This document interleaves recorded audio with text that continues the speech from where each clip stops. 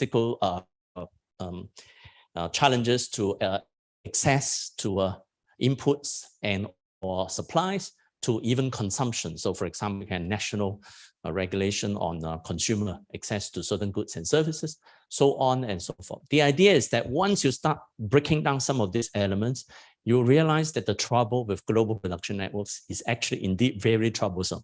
All right. Why? Because any element in the whole production system that get unexpected disruption, it will lead to major sort of ramification throughout the whole network and or system. All right.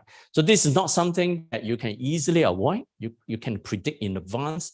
But then, of course, we are used to an era previously, before the pandemic, that things wouldn't be so bad and so suddenly disrupted, right? So that's why once we unpack, if you like, the dynamics at work in global production networks or global value chains, then we realize that, just in time is beautiful, right? Because everything is so efficient. But once you have some disruption in the middle of it, just in time breaks down, yeah, so to speak.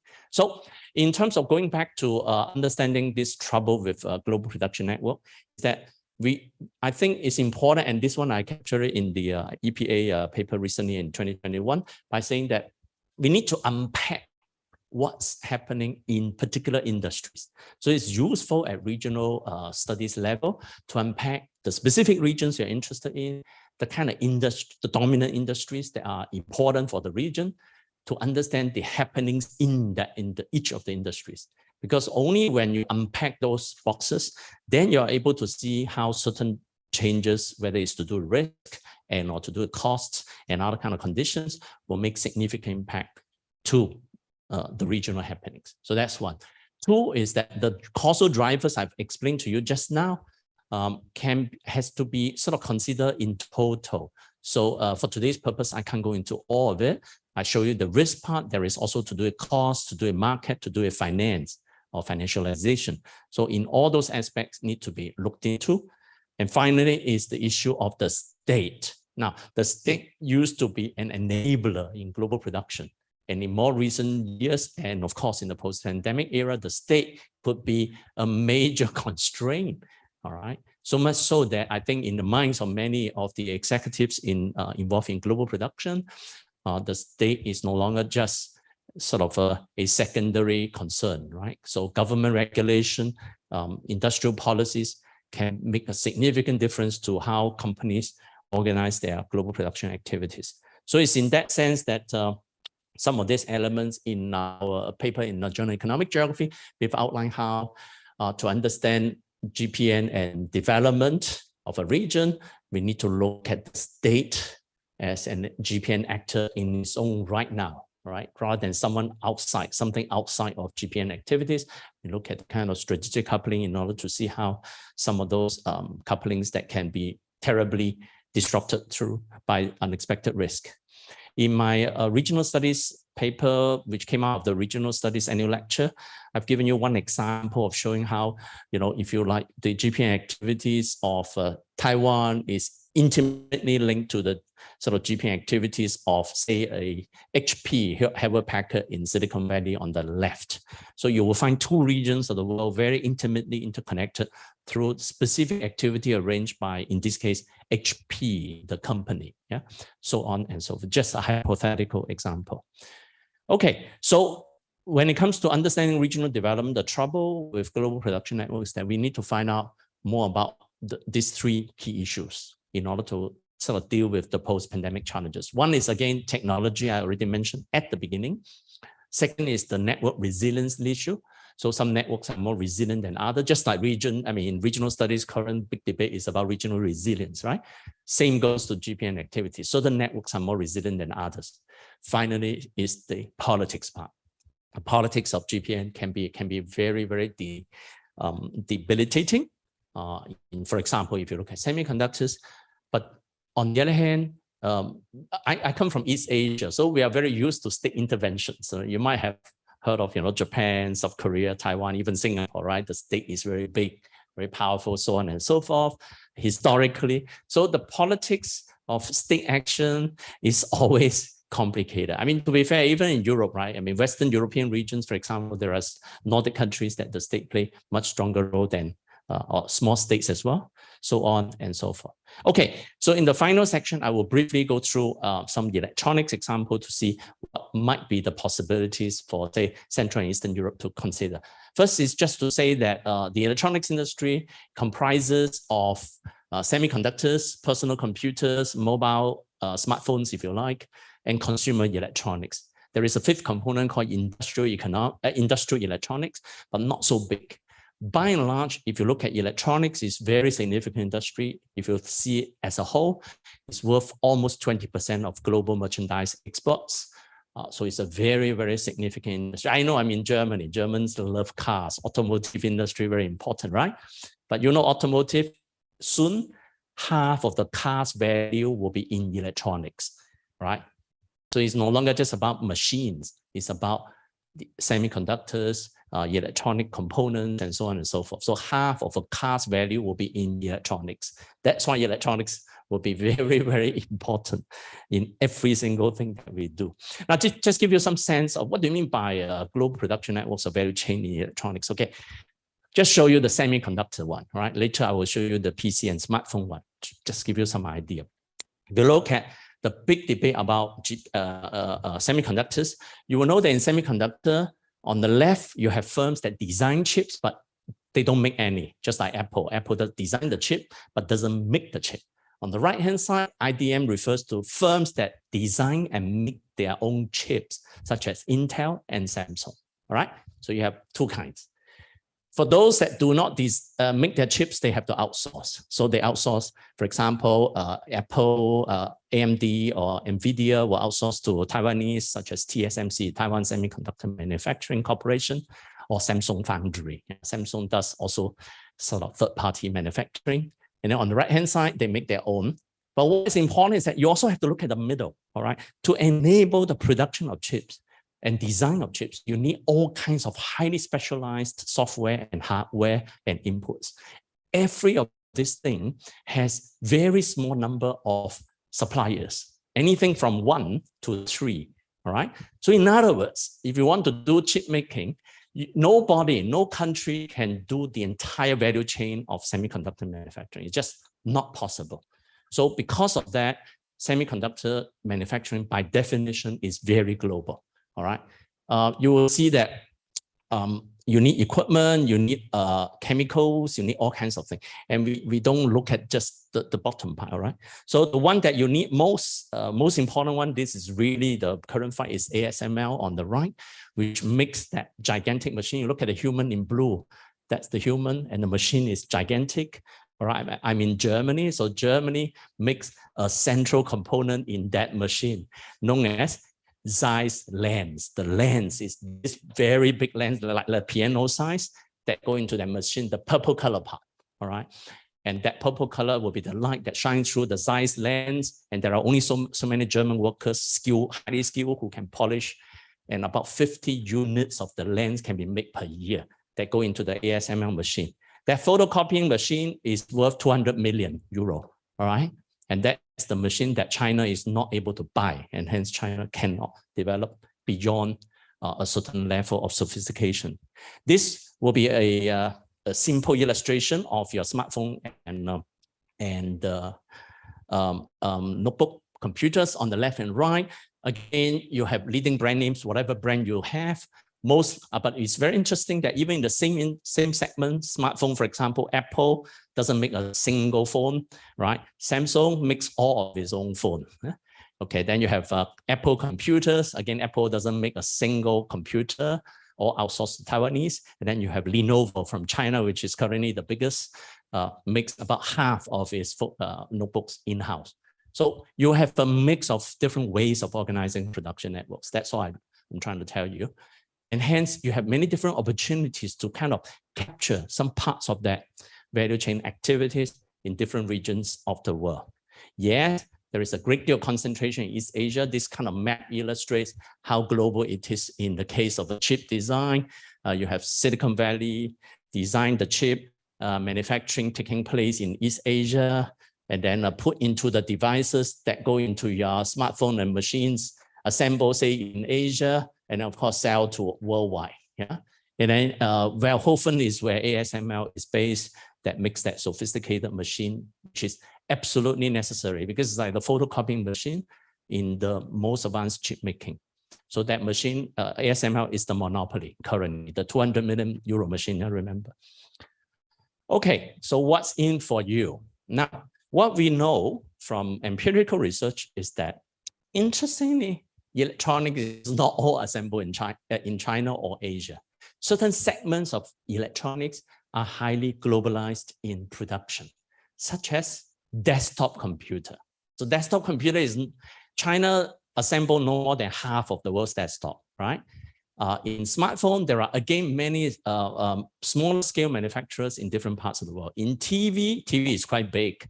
So again, you have TV assembly and production worldwide, all right? Not just in Asia and China. So that's important to know, including Central and Eastern Europe. I will show you a little bit. Now, first, give you some idea of semiconductors.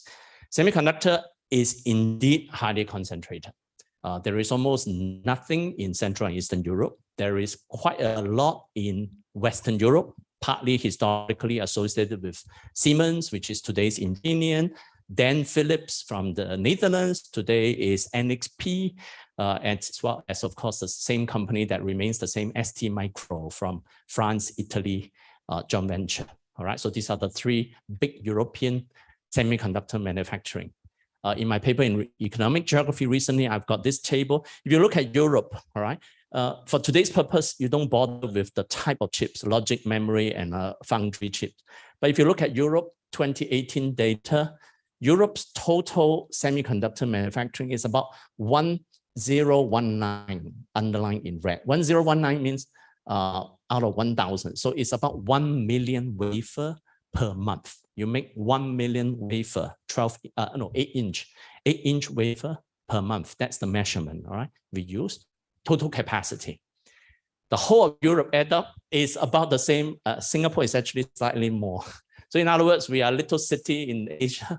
We make as much semiconductor in terms of capacity as the whole of Europe added up.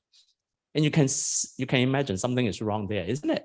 And that's why it's fair to say Europe should and would like to develop much more semiconductor manufacturing capacity. Now, when you do that, then there are opportunities for Central and Eastern Europe. Central and Eastern Europe may not be able to make the chips, but may be able to develop facilities to test, to package the chips. We call APT for assembly, packaging, and testing of the chips, which is more labor intensive, which is low value added, but it's a good way to start getting involved in semiconductor industry, so to speak, all right? For today's purpose, we don't look at, all the other guys like US capacity. So you look, US capacity 1770, 1.7 million wafer per month, which is about the same as Japan, 1.6 million. But South Korea, you see, is 2.5 million. And Taiwan is gigantic, almost 3 million wafers a month. And in the more sophisticated segment of chip manufacturing. Now you can quite understand why the US is desperate now in redeveloping its semiconductor industry, considering the fact that Intel and the US dominated semiconductor for 4 decades, yeah. Intel invented the very first chip integrated circuit. Okay, this table gives you some idea of the manufacturing of smartphones, personal handsets, personal computers, and television by region. What I want to show you is the role of Eastern Europe. So Eastern Europe is quite significant in TV manufacturing, as you can tell. The last part, all right, you have 25%, I think. No. 25 refers to 25 million units, I think, per year. 25 million units per year out of 221 million worldwide, all right? So it's about slightly over 12%. If you look at personal computer desktop is under others, all right? Out of the 26 others, a significant portion will be done in Czech and Poland as well. However, in mobile handset, there is not much, if I recall correctly. I think it's in the next table. I'm going to show you.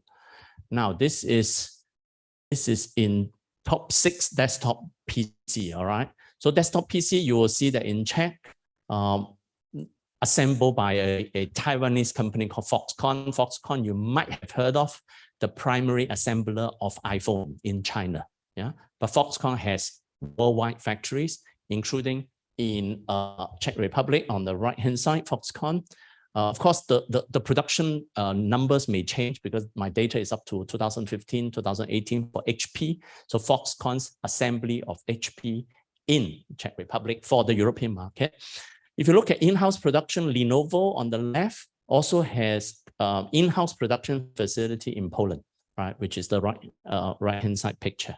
So the moral of the story is that it's not that Central and Eastern Europe do not have a role in smartphone or computers. You have, it's not big, can be done much more given the political challenges and global restructuring happening.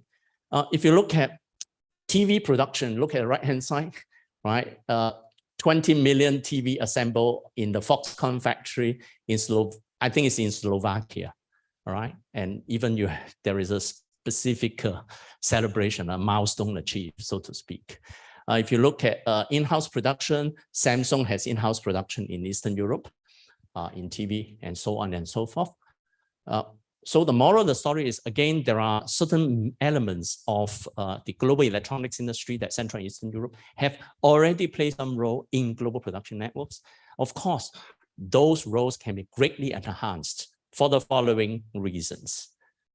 Because you have new market dynamics in Europe, you will imagine that given the geopolitical tensions going on right at the beginning, and of course, China currently, the zero COVID policy, you're going to have more likelihood of production to be set up within the European context, at least to serve the European market. So I would expect that to happen. And hence this idea of serving domestic market will be a significant incentive for some of these assemblers to set up their assembly activities.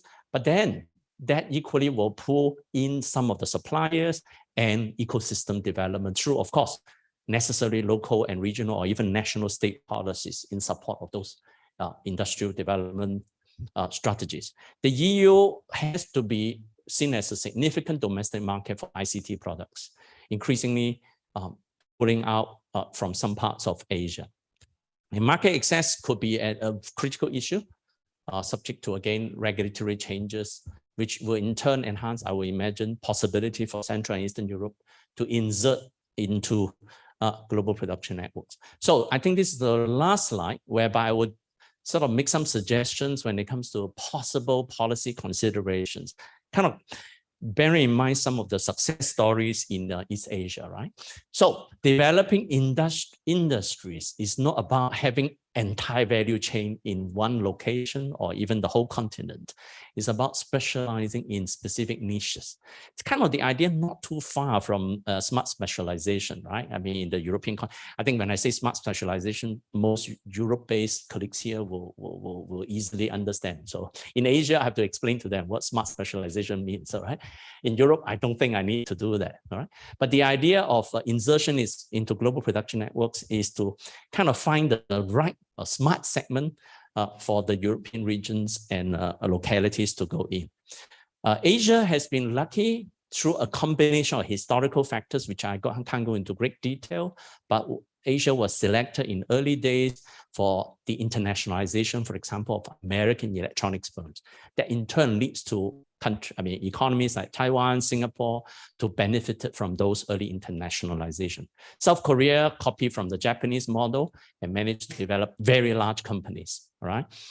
However, you don't necessarily have to go through the same route, right? There are many ways of bringing in, if you like, segments of GPN and GVC activities. I think that's the first conclusion.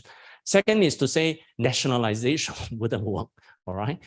Because if you nationalize value chains, what it means is that it will just reduce the kind of operational efficiencies so much so that the overall competitiveness will go down eventually.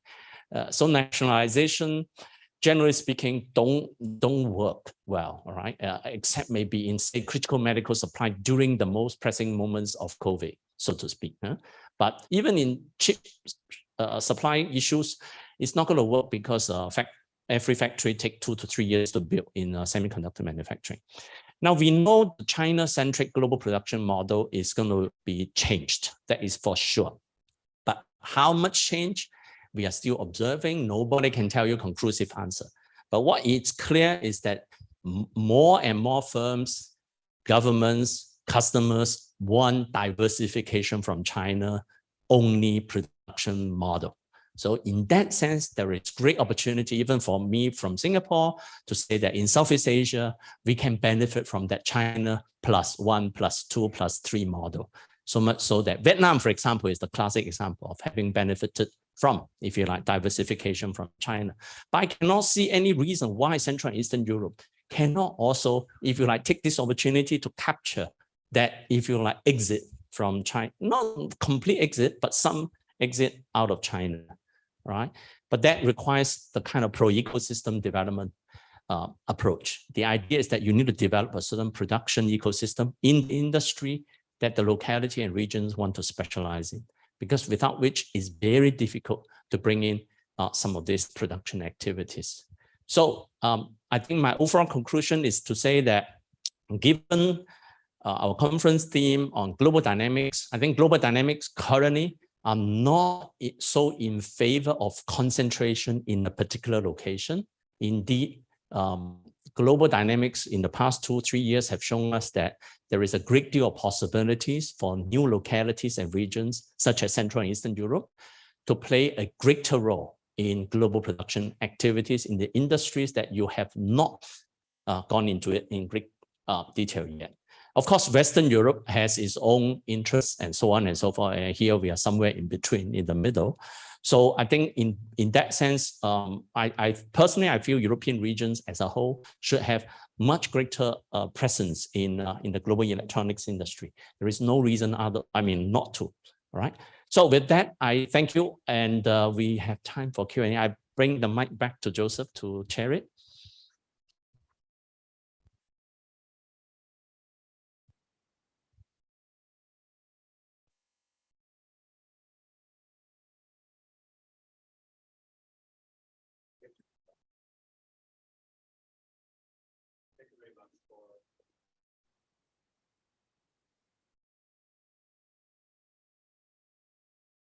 Does not work.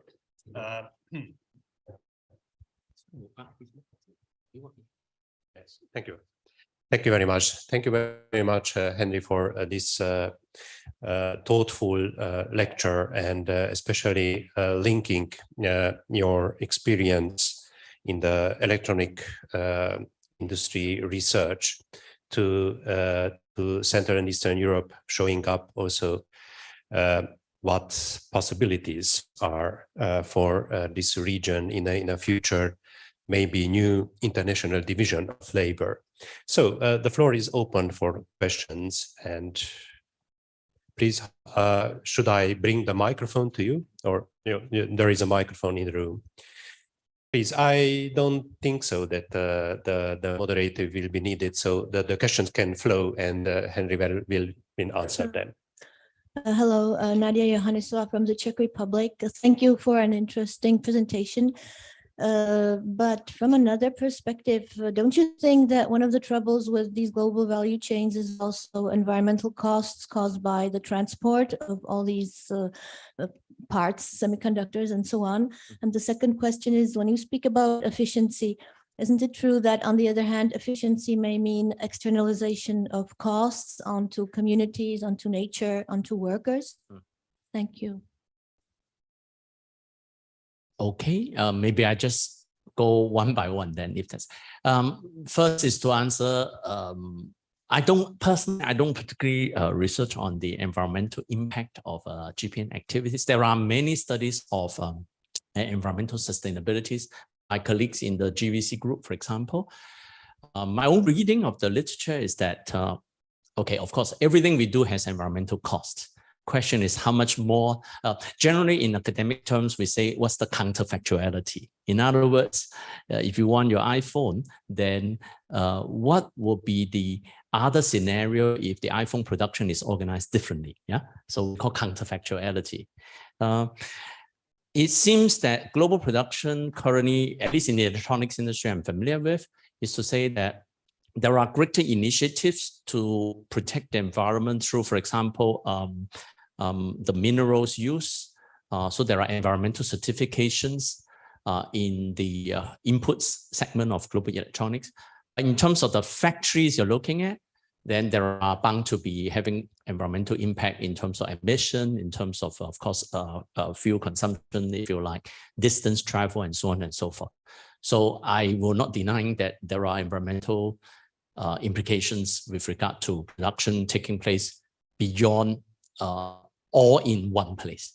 But then, of course, the contrary to that is that to make everything in one place, you will also create tremendous environmental impact, because then you have to source worldwide all kinds of ingredients. You see what I'm saying? So ultimately, I don't have an easy solution that to assess the environmental impact. You do have to look at the counterfactual scenario. In other words, what if production is done all in one place? What will be the environmental costs of bringing everything in worldwide? And that's the reshoring initiative. That will be the very big challenge to the reshoring back to, say, for example, can the iPhone be made in the US? The answer is yes, can be done, but at tremendous economic and environmental costs to the USA, which Americans may not want it, so to speak. So I don't have full answer. I hope you understand that part, but I'm just thinking of how we might want to examine it further through counterfactuality studies. On labor, now that one is a big issue. There are many studies across many different industries. In GVC, GPN studies look at labor standards, social upgrading in terms of work environment, wages, and so on and so forth to the localities. In fact, last month I was in a Newcastle Royal Geographical Society annual meeting. There are studies of, say, Cambodia garment industry, again, work conditions, and so on and so forth. So what I can say is that it's always, how do I put it? At the initial phase of industrialization, low value activities, workers in factories almost always tend to be exploited more than those who are in high value added activities. So if you contrast, well, although actually there are studies done on Italian fashion industry districts, Italian districts, that workers are exploited just as much as the workers in China and Cambodia. So the moral story I want to say is that I cannot give you a definitive answer. If you organize it this way, there will be a much better working environment and so on and so forth. It's very sector specific sometimes, also very location specific, subject to specific regulation and so on. So I hope that sort of gives you some idea of the difficulties in we as scholars trying to understand work environment issues. Basically, environmental and work environment issues are two very, very difficult issues to deal with in this kind of globalized activities. Yeah. Thank you. Yeah. Okay. Yep. Thank you very much for this interesting presentation. Zoltán Gál from Hungary. You referred the issue of backshoring and reshoring. This is particularly important for the European context, but also it was interesting to see that how Europe is neglected or left out from the main driver of digitalization or Industry 4.0. It's also semiconductor and chip production. So this is a kind of unique things that Europe not leading in Asia and US. So do you think is this Asian strategic coupling and in these sectors can be challenged, or is it a kind of option for Europe to backshoring or creating their indigenous or separate semiconductor or chip industry in cooperation with nearshoring in Eastern Europe? So is it a kind of opportunity for this kind of, or possible to challenge this kind of Asian GPN? Thank you. Good to see you. And okay, the Industry 4.0 is, how do I put it? Is an approach that can be applied and has taken place across different industries. And in European context, one may argue automotive industry is doing 4.0, particularly Germany is doing very well, yeah, in that sense. So I can't really answer the 4.0 question. I can, for example, talk about, say, semiconductors, automotive. So if you look at semiconductor industry, your fundamental question is how come Europe has kind of lost its competitiveness in semiconductors over the decades? I mean, if you think of the 1970s and 80s, Europe was still kind of reasonably competitive then. Japan was also very big. And of course, America was leading. Taiwan was just catching up at that time. South Korea was just catching up. So now the catch-up ones, the so-called tigers, right? Asian tigers have grown to be very fierce. So what happened to the European lions, metaphorically? Semiconductor today is very difficult to catch up. The reason is because the investment is gigantic. Now, let me give you a sense of scale. Remember, I showed you Europe's Europe Chip Act is about 43 or so billion euro, right? About 43 billion euro. It's big money, isn't it? 43 billion. Now, let me give you an example. Taiwan's Semiconductor Manufacturing Corporation, TSMC, one firm. Yes, globally, the most advanced firm today in making chips. TSMC this year is investing $42 billion by itself. So can you imagine one firm can invest 42 billion in building chip factories? And the whole of Europe is thinking of 43 billion euro. Yeah, it's a bit more. But by the time you figure out the X, US is 52 billion US. It's not a lot, all right? Samsung is pledging something like 200 billion US dollar investment in the next 5 years. So we are talking about very large scale investment by leading firms. Now you may say, hey, what about European firms? Can we invest in that kind of scale? Cannot. So Infineon, NXP, ST Micro, these three big European semiconductor firms have given up the most advanced technologies long time ago. By most advanced means these three firms are very, very powerful in making not the most advanced chips. Okay, make it easy for you to understand. So these three are making chips that are very, they are not the processor chips. All right. So for example, they're making power chips, sensor chips that are necessary in the automotive industry. And that's why Infineon, NXP, and ST Micro are controlling the automotive industry very well. All right. But it's not making the chips that go into your iPhone, so to speak. All right. So smartphone chips, PC chips tend to be done by Asian manufacturers and Intel. Only these few firms can do. So because of that, semicon catching up at the most advanced level, very difficult, but continued consolidation of Europe's dominance actually in the automotive chips, power chips, means power supply chips. European semicon firms have already done very well. So that can be expanded. But to encourage them to invest in Europe is the necessary step, meaning encourage Infineon, NXP. NXP was formerly Philips Semiconductor, yeah. Infineon, formerly Siemens Semiconductor, Germany. And ST Micro, remember, Italian-French firm. So can be done. In other words, there is a way out, but not catching up with the most advanced guys, which is entirely possible. Second is actually something that I thought can be done, which is to build up more testing and assembly packaging activities that in turn perhaps attract future Asian semicon firms like the TSMC, Samsung to set up fabs. Fabs means chip making factories in Europe. Yeah, so that takes time, few years, but that will be something I think is conceivable. Okay, we have question in front. You use my mic. Yeah, thanks. Yeah, thank you very much, Henry, for an excellent presentation. Very fascinating.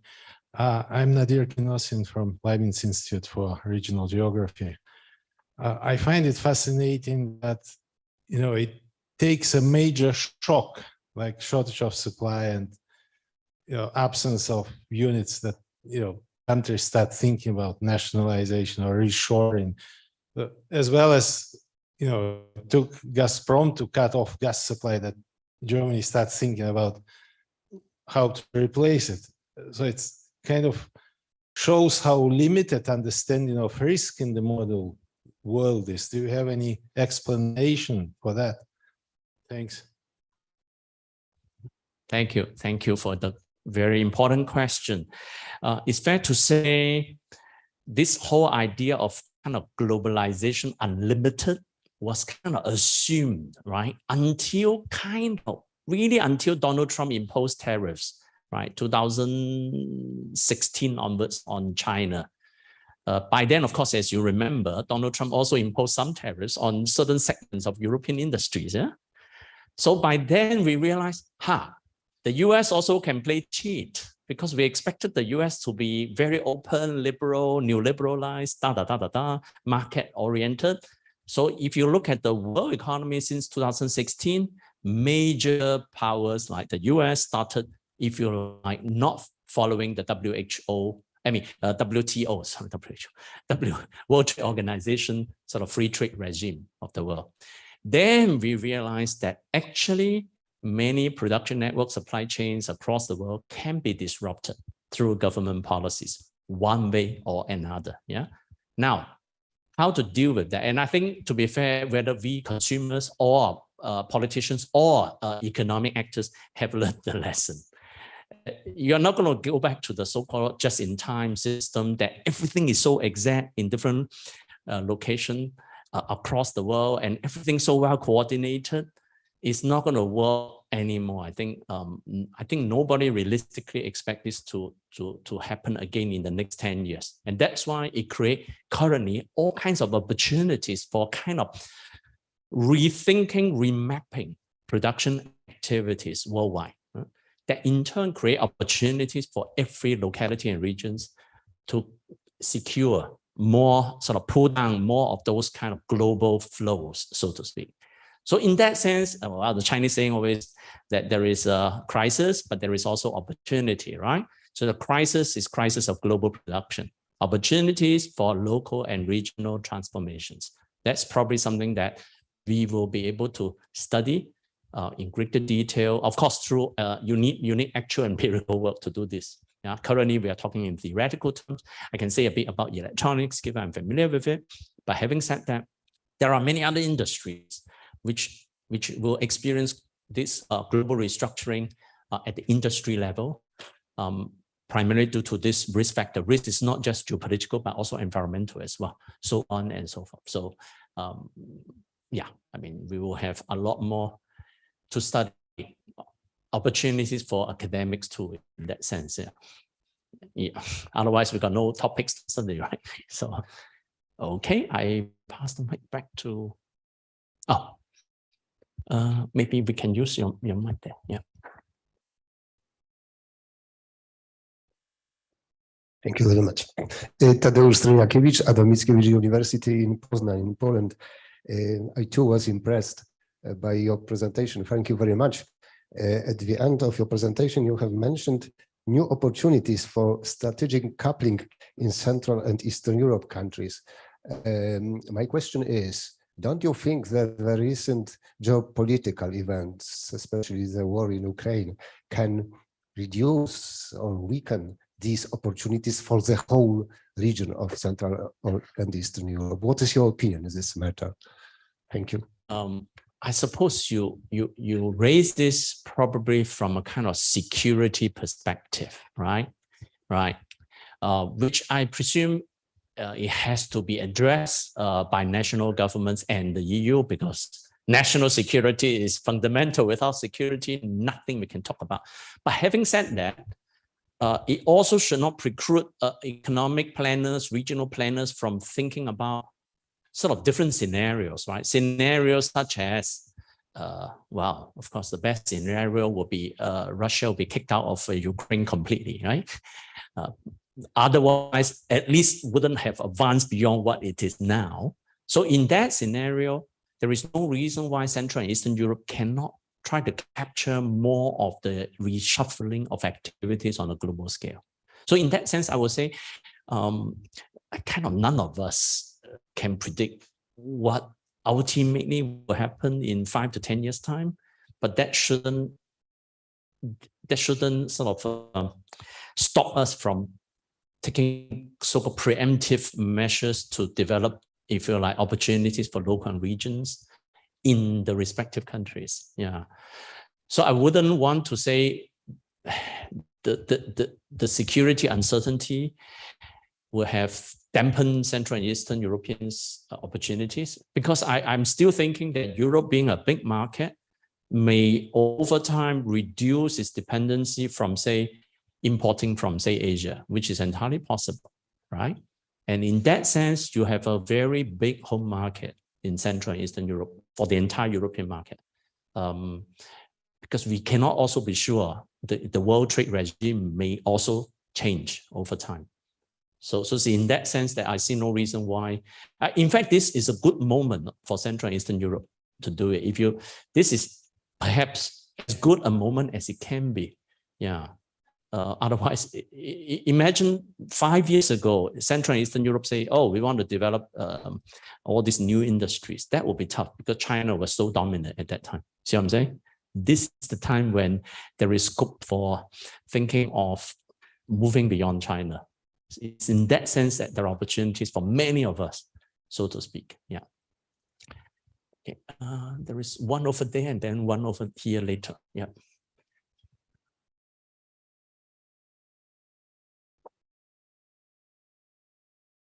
Shall I start? Okay, perfect. Yeah, I will stand up. I'm Markus Sattler from the Leibniz Institute for Regional Geography. And first of all, I have to say I'm really indebted to the Global Production Network perspective. So it's a perfect chance also to ask a question right now, which I want to connect to the initial statement of Matthias Midel, who said one of the challenges will be to think globalization as opposed to the 1990s from a less anthropocentric perspective. And so I'm wondering, as I understand, regional development is mostly defined as this kind of value capture.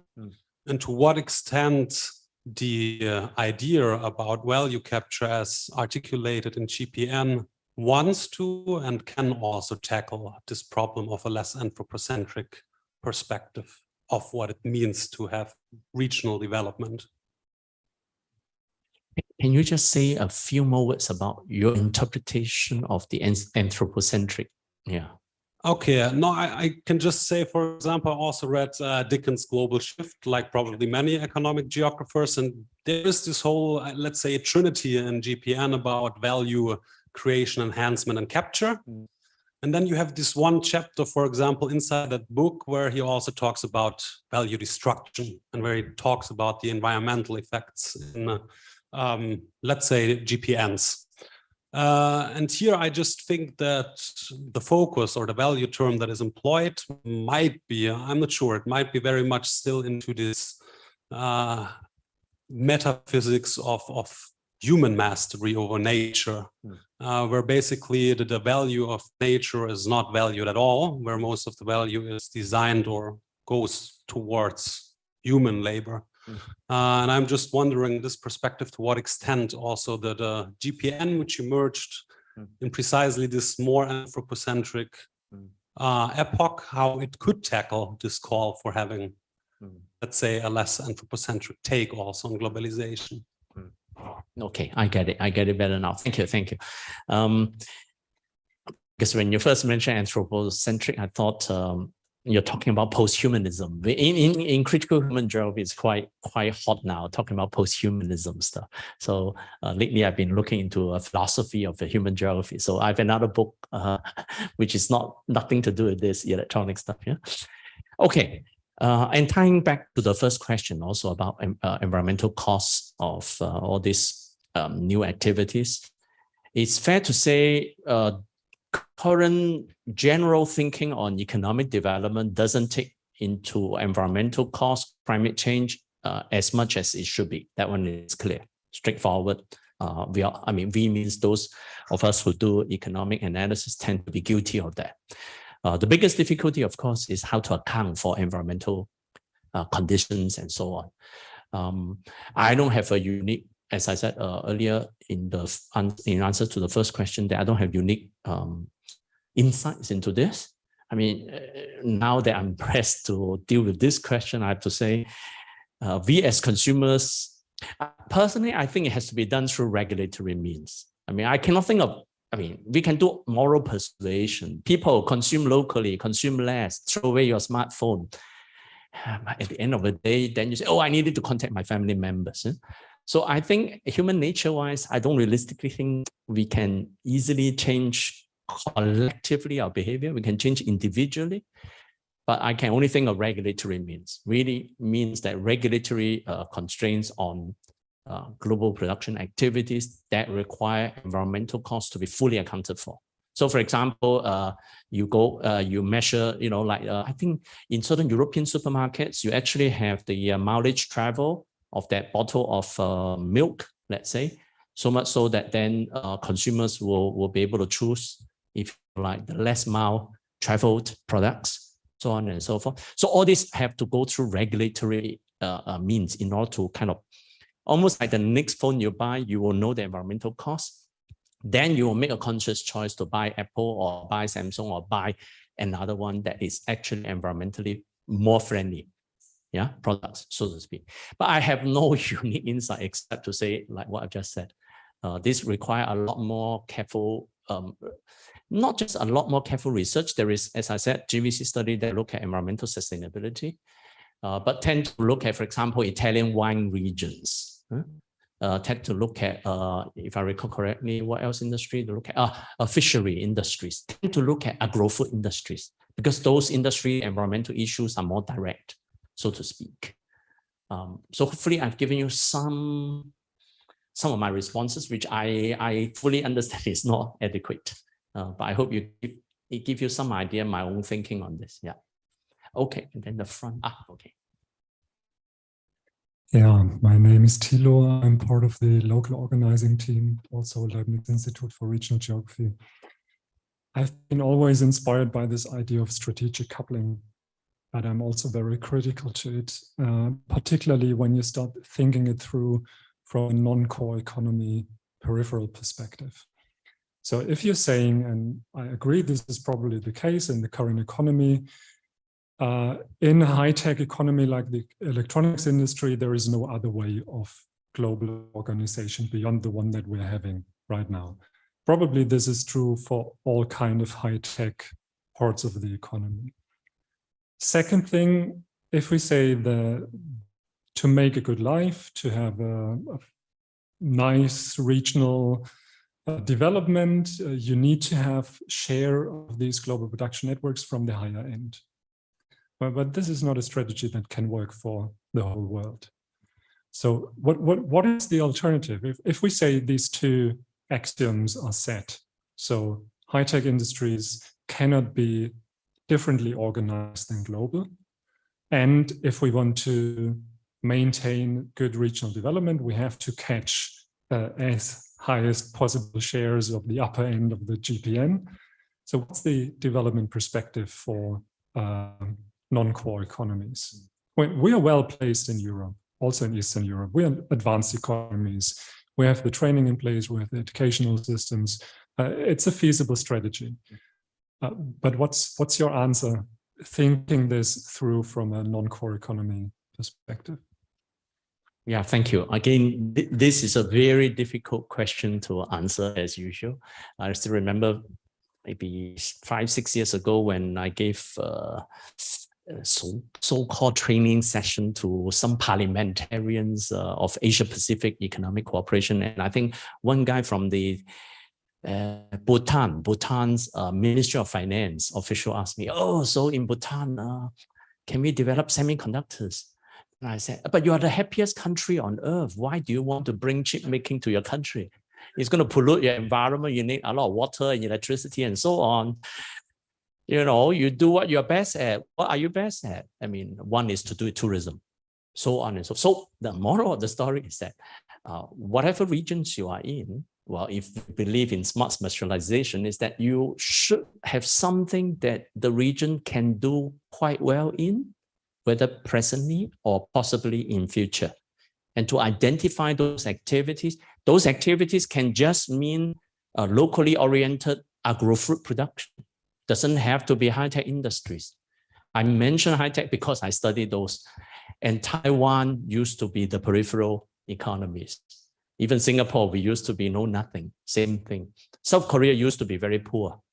Yeah. So it's in, and even today, South Korea is not all of South Korea's regions have a big stake in Samsung or in semiconductors. There are peripheral regions in South Korea. It's no different from there are peripheral regions in Germany that have no big stake in the German automotive industry, for example, which Germany is famous for, right? So on and so forth. So the short answer is to say peripheral regions do want, assuming peripheral regions do want to develop better, then the real question is how will that sort of future vision be arrived at? And hence that process require researcher, politicians, sort of local citizens to participate, right, in the discussion. And hence arriving at something, and that collective action is in itself a very difficult political process. And hence then what we can do, if we are more familiar with certain kind of global industries and the ways in which global industries are organized, is to provide some options on the table for, if you like, again, the local collective to discuss, because ultimately the choice will be the people and the elected officials and so on and so forth, not the academics telling the officials what to do. See what I'm saying? So my overall answer is to say strategic coupling is just one of the possibilities. And purely endogenous, local oriented development is conceivable, but I do not know how do I put it? I do not know whether the outcomes are satisfactory to the people in the region. And that in itself is subject to country, locality specificity. It varies from country to country, localities to localities. I hope I've given you some of my thought. No easy answer. This is the most difficult question, actually. Actually, it's the reason for existence of your wonderful institute. Am I right? So, thank you. We have 5 minutes left from this session. Maybe there is still room for 1 or 2 questions. If not, thank you very much, Henry, again. Thank you. Thank you. I will be around. Yeah. So feel free to chat further. For this tremendous effort to come from Singapore, and we wish you also 2 or 3 other wonderful days in Leipzig, also in the name of the organizers. We have now coffee break in the room in hall number 1. If you remember where the registration took part, there is the same place for the coffee. Thank you very much. Thank you.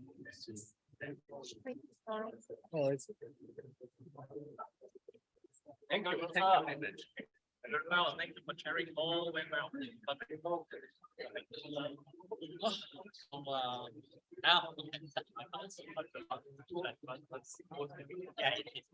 Because then, if it can be resolved, then